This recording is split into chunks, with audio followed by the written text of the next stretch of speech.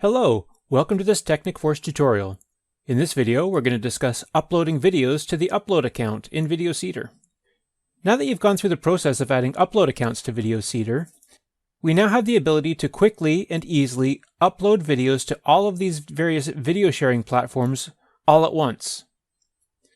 VideoSeeder also has the ability to then push all of those videos to your various promotion accounts, but I'm not going to cover that in this video. So before I start uploading videos, let me go to the Settings tab and let me uncheck the Auto Add Uploaded Videos to Promotion. This is only going to upload the videos to our video sharing accounts. Now we can go to the Upload Video tab, and here we can select our video file. So let's choose a video to upload, and open, and then click Next. Here we can give our video a title, as well as any tags, and a description. And then click Next. Now we can select our various video sharing accounts. So let's select all the accounts that we want to upload this video to, and then click Add.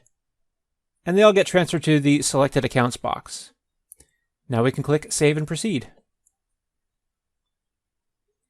The tasks have been queued, and we'll start to see here in the status bar our videos being uploaded to the various video sharing sites. And if I want to see the pop-up bubbles, I can just go to Settings, and I can turn on the task notifications. Now, in addition to the status bar, we'll also have pop-up bubbles letting us know the status of our various videos that are processing and uploaded.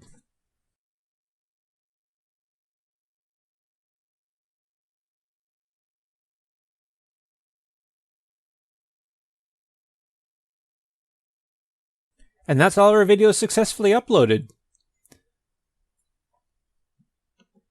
And you can very quickly duplicate this task by just simply uploading more videos.